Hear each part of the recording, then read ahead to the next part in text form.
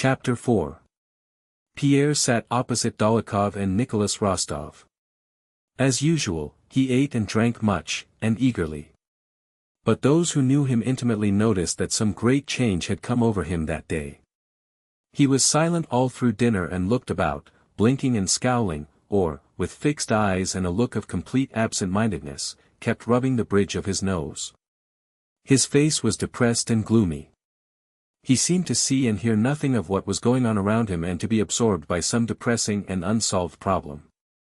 The unsolved problem that tormented him was caused by hints given by the princess, his cousin, at Moscow, concerning Dólokhov's intimacy with his wife, and by an anonymous letter he had received that morning, which in the mean jocular way common to anonymous letters said that he saw badly through his spectacles, but that his wife's connection with Dólokhov was a secret to no one but himself. Pierre absolutely disbelieved both the princess' hints and the letter, but he feared now to look at Dólokhov, who was sitting opposite him. Every time he chanced to meet Dólokhov's handsome insolent eyes, Pierre felt something terrible and monstrous rising in his soul and turned quickly away.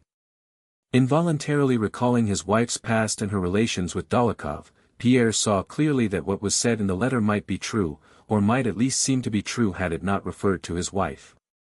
He involuntarily remembered how Dólokhov, who had fully recovered his former position after the campaign, had returned to Petersburg and come to him. Availing himself of his friendly relations with Pierre as a boon companion, Dólokhov had come straight to his house, and Pierre had put him up and lent him money. Pierre recalled how Helene had smilingly expressed disapproval of Dólokhov's living at their house, and how cynically Dólokhov had praised his wife's beauty to him and from that time till they came to Moscow had not left them for a day. Yes, he is very handsome, thought Pierre, and I know him. It would be particularly pleasant to him to dishonor my name and ridicule me, just because I have exerted myself on his behalf, befriended him, and helped him. I know and understand what a spice that would add to the pleasure of deceiving me, if it really were true. Yes, if it were true, but I do not believe it. I have no right to, and can't, believe it. He remembered the expression Dólokhov's face assumed in his moments of cruelty, as when tying the policemen to the bear and dropping them into the water, or when he challenged a man to a duel without any reason, or shot a postboy's horse with a pistol. That expression was often on Dólokhov's face when looking at him. Yes, he is a bully, thought Pierre, to kill a man means nothing to him.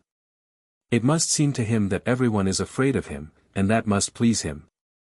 He must think that I, too, am afraid of him, and in fact I am afraid of him, he thought, and again he felt something terrible and monstrous rising in his soul. Dólokhov, Denisov, and Rostov were now sitting opposite Pierre and seemed very gay. Rostov was talking merrily to his two friends, one of whom was a dashing hussar and the other a notorious duelist and rake, and every now and then he glanced ironically at Pierre, whose preoccupied, absent-minded, and massive figure was a very noticeable one at the dinner. Rostov looked inimically at Pierre, first because Pierre appeared to his hussar eyes as a rich civilian, the husband of a beauty, and in a word, an old woman, and secondly because Pierre in his preoccupation and absent-mindedness had not recognized Rostov and had not responded to his greeting. When the Emperor's health was drunk, Pierre, lost in thought, did not rise or lift his glass. "What are you about?" shouted Rostov, looking at him in an ecstasy of exasperation. "Don't you hear it's His Majesty the Emperor's health?" Pierre sighed, rose submissively, emptied his glass, and, waiting till all were seated again, turned with his kindly smile to Rostov.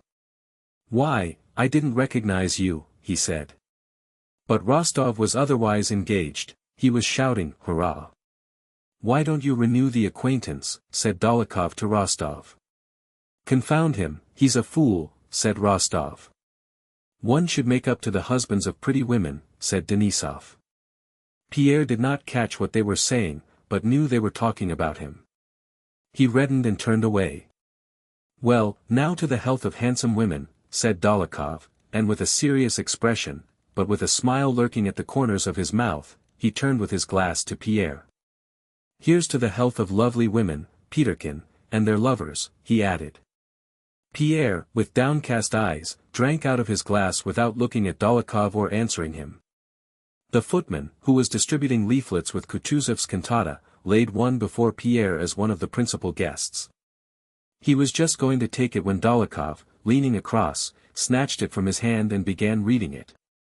Pierre looked at Dólokhov and his eyes dropped. The something terrible and monstrous that had tormented him all dinner time rose and took possession of him. He leaned his whole massive body across the table. "How dare you take it?" he shouted. Hearing that cry and seeing to whom it was addressed, Nesvitsky and the neighbor on his right quickly turned in alarm to Bezukov. "Don't! Don't! What are you about?" whispered their frightened voices. Dólokhov looked at Pierre with clear, mirthful, cruel eyes, and that smile of his which seemed to say, "Ah! This is what I like." "You shan't have it," he said distinctly. Pale, with quivering lips, Pierre snatched the copy. You, scoundrel! I challenge you," he ejaculated, and, pushing back his chair, he rose from the table. At the very instant he did this and uttered those words, Pierre felt that the question of his wife's guilt which had been tormenting him the whole day was finally and indubitably answered in the affirmative. He hated her and was forever sundered from her. Despite Denisov's request that he would take no part in the matter, Rostov agreed to be Dólokhov's second, and after dinner he discussed the arrangements for the duel with Nesvitsky, Bezukov's second. Pierre went home, but Rostov with Dólokhov and Denisov stayed on at the club till late, listening to the gypsies and other singers. "Well then, till tomorrow at Sokolniki," said Dólokhov, as he took leave of Rostov in the club porch. "And do you feel quite calm?" Rostov asked. Dólokhov paused. "Well, you see, I'll tell you the whole secret of dueling in 2 words. If you are going to fight a duel, and you make a will and write affectionate letters to your parents, and if you think you may be killed, you are a fool and are lost for certain.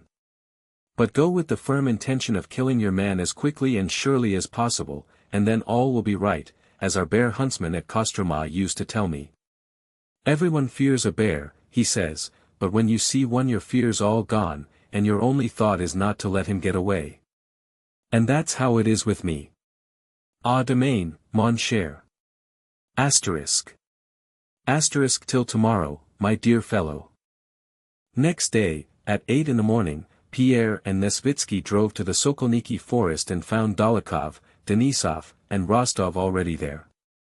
Pierre had the air of a man preoccupied with considerations which had no connection with the matter in hand. His haggard face was yellow. He had evidently not slept that night.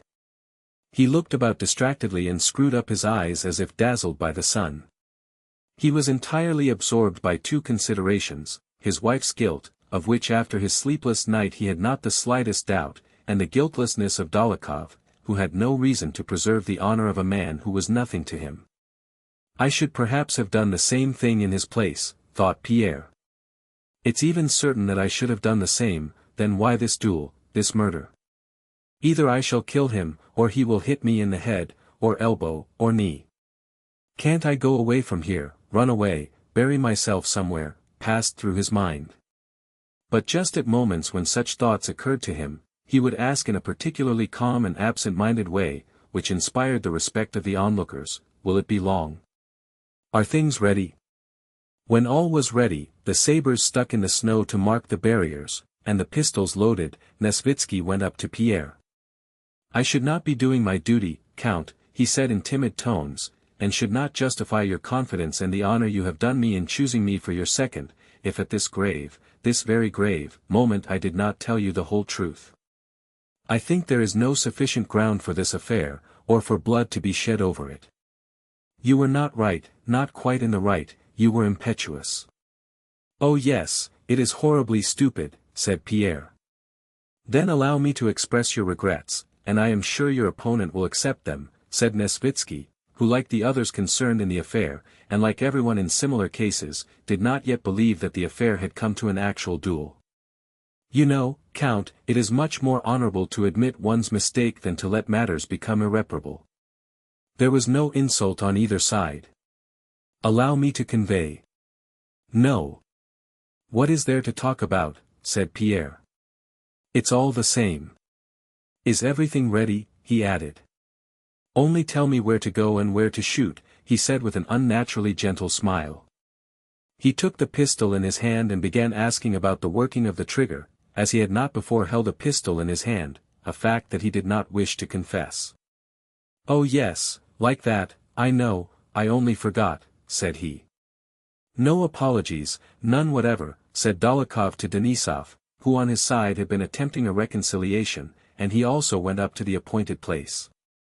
The spot chosen for the duel was some 80 paces from the road, where the sleighs had been left, in a small clearing in the pine forest covered with melting snow, the frost having begun to break up during the last few days. The antagonists stood 40 paces apart at the farther edge of the clearing. The seconds, measuring the paces, left tracks in the deep wet snow between the place where they had been standing and Nesvitsky's and Dólokhov's sabers, which were stuck into the ground 10 paces apart to mark the barrier. It was thawing and misty, at 40 paces distance nothing could be seen. For 3 minutes all had been ready, but they still delayed and all were silent. Chapter 5. "Well, begin," said Dólokhov. "All right," said Pierre, still smiling in the same way. A feeling of dread was in the air. It was evident that the affair so lightly begun could no longer be averted but was taking its course independently of men's will. Denísov first went to the barrier and announced, "As the adversaries have refused a reconciliation, please proceed. Take your pistols, and at the word 3 begin to advance. One. Tiwa. 3, he shouted angrily and stepped aside. The combatants advanced along the trodden tracks, nearer and nearer to one another, beginning to see one another through the mist. They had the right to fire when they liked as they approached the barrier. Dólokhov walked slowly without raising his pistol, looking intently with his bright, sparkling blue eyes into his antagonist's face. His mouth wore its usual semblance of a smile. "So I can fire when I like," said Pierre, and at the word 3, he went quickly forward, missing the trodden path and stepping into the deep snow. He held the pistol in his right hand at arm's length, apparently afraid of shooting himself with it. His left hand he held carefully back, because he wished to support his right hand with it and knew he must not do so. Having advanced 6 paces and strayed off the track into the snow, Pierre looked down at his feet, then quickly glanced at Dólokhov and, bending his finger as he had been shown, fired. Not at all expecting so loud a report, Pierre shuddered at the sound and then, smiling at his own sensations, stood still. The smoke, rendered denser by the mist, prevented him from seeing anything for an instant, but there was no second report as he had expected. He only heard Dólokhov's hurried steps, and his figure came in view through the smoke. He was pressing one hand to his left side, while the other clutched his drooping pistol. His face was pale. Rostov ran toward him and said something. "No, muttered Dólokhov through his teeth, "no, it's not over." And after stumbling a few staggering steps right up to the saber, he sank on the snow beside it. His left hand was bloody, he wiped it on his coat and supported himself with it. His frowning face was pallid and quivered. "Please," began Dólokhov, but could not at first pronounce the word. "Please," he uttered with an effort. Pierre, hardly restraining his sobs, began running toward Dólokhov and was about to cross the space between the barriers, when Dólokhov cried, "To your barrier," and Pierre, grasping what was meant, stopped by his saber. Only 10 paces divided them. Dólokhov lowered his head to the snow, greedily bit at it, again raised his head, adjusted himself, drew in his legs and sat up, seeking a firm center of gravity. He sucked and swallowed the cold snow, his lips quivered but his eyes, still smiling, glittered with effort and exasperation as he mustered his remaining strength. He raised his pistol and aimed. Sideways. "Cover yourself with your pistol," ejaculated Nesvitsky. "Cover yourself," even Denísov cried to his adversary. Pierre, with a gentle smile of pity and remorse, his arms and legs helplessly spread out, stood with his broad chest directly facing Dólokhov and looked sorrowfully at him. Denísov, Rostov, and Nesvitsky closed their eyes. At the same instant they heard a report and Dólokhov's angry cry. "Missed," shouted Dólokhov, and he lay helplessly, face downwards on the snow. Pierre clutched his temples, and turning round went into the forest, trampling through the deep snow, and muttering incoherent words. Folly, folly. Death, lies, he repeated, puckering his face. Nesvitsky stopped him and took him home. Rostov and Denisov drove away with the wounded Dolokhov. The latter lay silent in the sleigh with closed eyes and did not answer a word to the questions addressed to him. But on entering Moscow he suddenly came to and, lifting his head with an effort, took Rostov, who was sitting beside him, by the hand. Rostov was struck by the totally altered and unexpectedly rapturous and tender expression on Dolokhov's face. "Well? How do you feel?" he asked. "Bad. But it's not that, my friend," said Dolokhov with a gasping voice. "Where are we?" "In Moscow, I know. I don't matter, but I have killed her, killed. She won't get over it. She won't survive." "Who?" asked Rostov. "My mother. My mother, my angel, my adored angel mother," and Dolokhov pressed Rostov's hand and burst into tears. When he had become a little quieter, he explained to Rostov that he was living with his mother, who, if she saw him dying, would not survive it. He implored Rostov to go on and prepare her. Rostov went on ahead to do what was asked, and to his great surprise learned that Dolokhov the brawler, Dolokhov the bully, lived in Moscow with an old mother and a hunchback sister, and was the most affectionate of sons and brothers.